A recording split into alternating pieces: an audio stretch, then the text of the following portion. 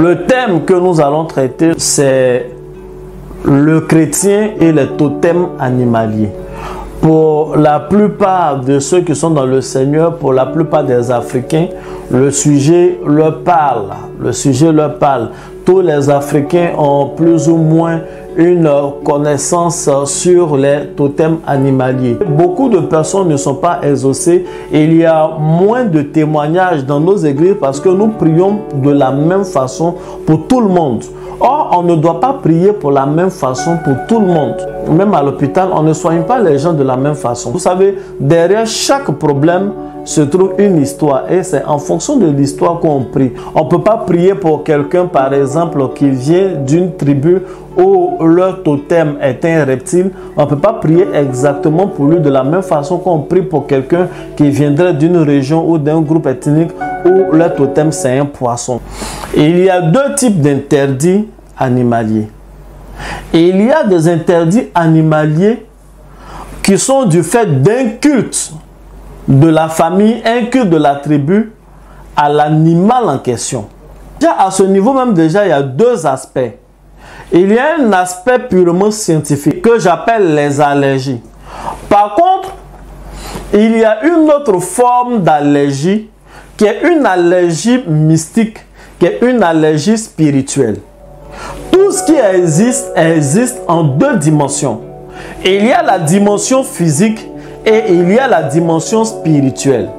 De la même façon qu'il existe une allergie sur le plan physique, qui a des manifestations sur le corps physique, c'est ainsi qu'il y a une allergie du corps astral, il y a une allergie de l'esprit, donc qui a des manifestations sur la vie spirituelle, des manifestations immatérielles, mais qui bien sûr vont avoir des conséquences bien matérielles. Donc c'est une allergie spirituelle qui va provoquer des malédictions. La vie de l'homme a commencé avec les totems.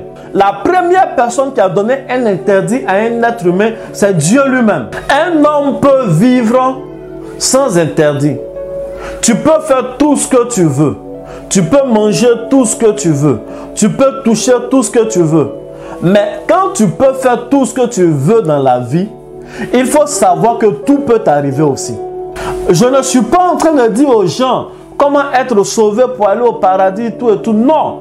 Pour aller au paradis, la règle est simple. C'est en croyant au Seigneur Jésus et en le confessant de la bouche que nous sommes sauvés par le moyen de la foi et non pas par les œuvres. Donc on est sauvé par l'acte que Jésus a fait à la croix de Golgotha pour nous sauver. L'Ancien Testament, c'est le mode d'emploi de la vie de l'homme. C'est la notice de la vie de l'homme sur terre.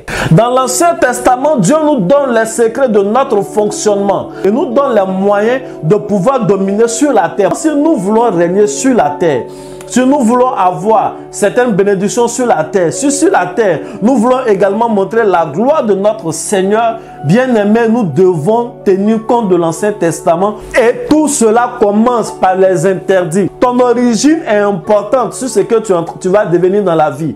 Et ton origine est importante sur ce que tu peux faire dans la vie.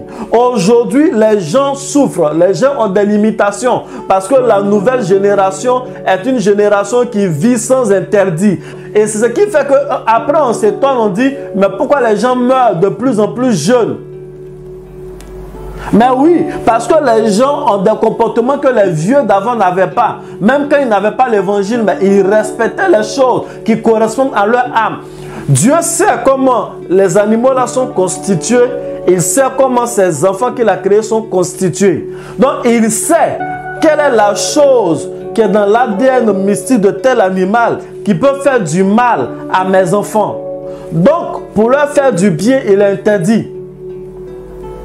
Et si vous vous rendez compte, quand Adam et Ève ont mangé du fruit, mais ils ne sont pas morts physiquement.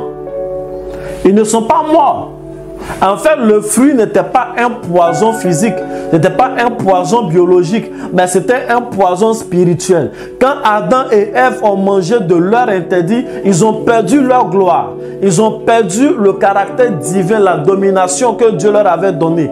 Dès lors, ils étaient obligés de partir dans un lieu de souffrance. Je vous parle en tant qu'homme spirituel. Je vous parle en tant qu'homme de Dieu. Et je vous parle à travers la lumière de la Bible. Un homme qui peut tout faire est un homme à qui tout peut arriver. Bien-aimé, il est important que tu traites cela.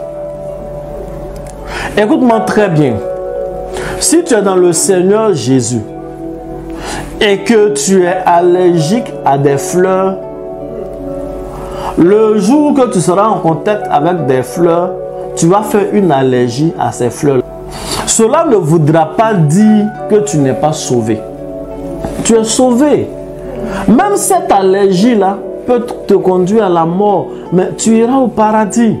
Mais dans le Seigneur Jésus-Christ de Nazareth, nous avons la victoire sur toutes ces choses. Nous avons la victoire sur toutes ces choses. Comment? Nous n'avons pas la victoire sur toutes ces choses juste en pensant que nous avons la victoire. Juste en estimant que nous avons la victoire. Nous avons la victoire sur ces choses au moyen de la connaissance. C'est pourquoi Jésus a dit, le Saint-Esprit va venir et il va vous conduire dans toute la vérité.